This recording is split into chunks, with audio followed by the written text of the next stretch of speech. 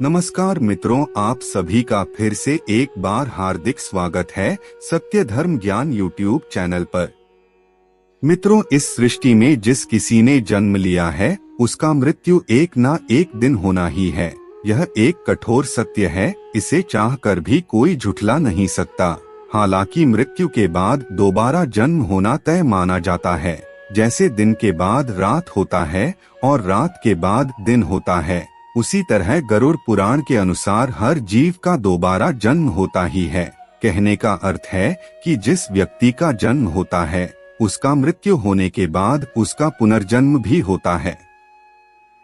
हाँ, लेकिन गरुड़ पुराण में यह भी बताया गया है कि मृत्यु के बाद किसी भी जीव को दोबारा जन्म किस योनि में मिलेगा, वह उसके पूर्वजन्म के कर्मों के आधार पर ही तय होता है। लेकिन मित्रों, क्या आप जानते हैं कि ऐसे कौन से कर्म है जिसे करने के बाद अगला जन्म भी मनुष्य का मिल सकता है?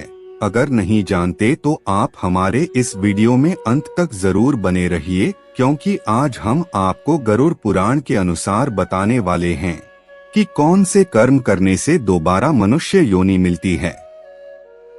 मित्रों, गरुड़ पुराण में बताया गया है कि कर्म अच्छे हो चाहे बुरे, हर एक कर्म का फल इस संसार में रहने वाले प्रत्येक जीव को मिलना तय है। मनुष्य का अधिकार केवल कर्म करना है, फल देने का अधिकार परमात्मा के ही हाथ में है। मित्रों, इसके अलावा गरुड़ पुराण में यह भी बताया गया है कि मनुष्य अगले जन्म में किस योनि में जन्म लेगा यह भी तय होता है, और ये मनुष्य द्वारा किए गए कर्मों के हिसाब से ही तय होता है। आइए अब जान लेते हैं। मित्रों, सर्वप्रथम हम आपको ये दें कि इस जन्म में मनुष्य योनि मिला है तो आपका अगला जन्म भी मनुष्य योनि में ही होगा, ये तय नहीं है। गरुड़ पुराण के अनुसार जो अपने जीवन में अच्छे कर्म करते हैं, सिर्फ उन्हें ही मनुष्य जीवन की प्राप्ति होती है। यही नहीं, कुछ ऐसे जीव भी होते हैं जो अपने कर्मों के कारण 84 लाख योनियों में भटकते रहते हैं और फिर अंत में उनका जन्म एक मनुष्य की योनि में होता है। मित्रों, कर्म 3 प्रकार के होते हैं। पहला संचित, प्रारब्ध और क्रियमान। पूर्व कर्मों का जो ढेर है वह संचित कर्म है। उन्हीं संचित कर्मों के आधार पर आपको जो शरीर प्राप्त हुए वह है प्रारब्ध कर्म, और वर्तमान में जो आप कर रहे हैं वह है क्रियमाण कर्म। आपके कर्मों के बड़े संचय में से जरा से कर्मों को लेकर आपको यह शरीर मिला है, बाकी आपके संचित कर्म संस्कार के रूप में पड़े हैं। सभी के कर्म के अनुसार जो संचित और प्रारब्ध कर्म है उनसे अगले जन्म का निर्माण होता है, जो तय करता है कि आपका अगला जन्म 84 लाख योनियों में कहीं भी हो सकता है।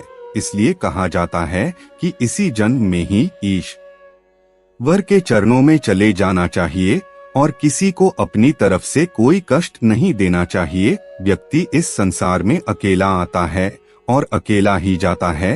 अंतिम समय में उसके अच्छे बुरे कर्म, पुण्य और पाप उसके अगले जन्म का निर्धारण करता है। महर्षि वाल्मीकि जी आदि ग्रंथ रामायण में कहते हैं, मातरं पितरं विप्रमाचर्य चावमन्यते स पश्यति फलं तस्य प्रेतराजवस्गतः।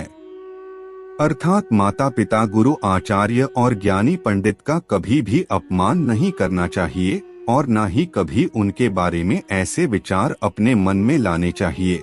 और जो व्यक्ति ऐसा करता है उसे महापाप लगता है। ऐसे लोगों को नरक में पाप भोगना ही पड़ता है, चाहे वह कितना भी दान पुण्य कर ले, इस पाप को कोई पुण्य नहीं मिटा सकता।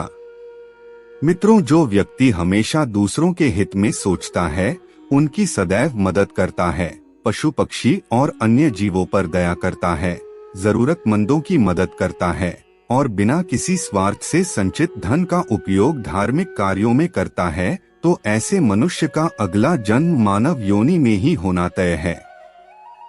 मित्रों, इसके अलावा गरुड़ पुराण में यह भी बताया गया है कि जो मनुष्य अपनी मृत्यु के अंतिम समय में जिस चीज के बारे में सोचते हुए अपना प्राण त्यागता है, तो उसे अगला जन्म उसी के अनुसार मिलता है। जैसे कोई व्यक्ति अपने अंतिम समय में किसी स्त्री को याद करते हुए अपना प्राण त्यागता है, तो उसका अगला जन्म स्त्री के रूप में ही होता है। इसी तरह जो व्यक्ति अपने अंतिम समय में ईश्वर को याद करते हुए अपना प्राण त्यागता है तो वह मुक्ति की ओर अग्रसर हो जाता है, अर्थात मृत्यु के अंतिम क्षण के विचार उसके अगले जन्म को भी तय करता है।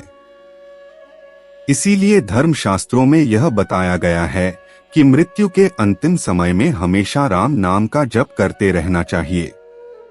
मित्रों, हम अंत में यही कहेंगे कि हर एक व्यक्ति को अपने जीवन में पुण्य कर्म करने चाहिए और हमेशा निस्वार्थ भाव से धर्म की राह पर चलना चाहिए। तो मित्रों, आज के वीडियो में बस इतना ही। आपको हमारी जानकारी कैसी लगी आप हमें कमेंट में जरूर बताएं और अपने दोस्तों के साथ भी शेयर जरूर करें और हमारे चैनल को भी सब्सक्राइब कर लेवे। फिर मिलते हैं किसी नए वीडियो के साथ, तब तक के लिए धन्यवाद।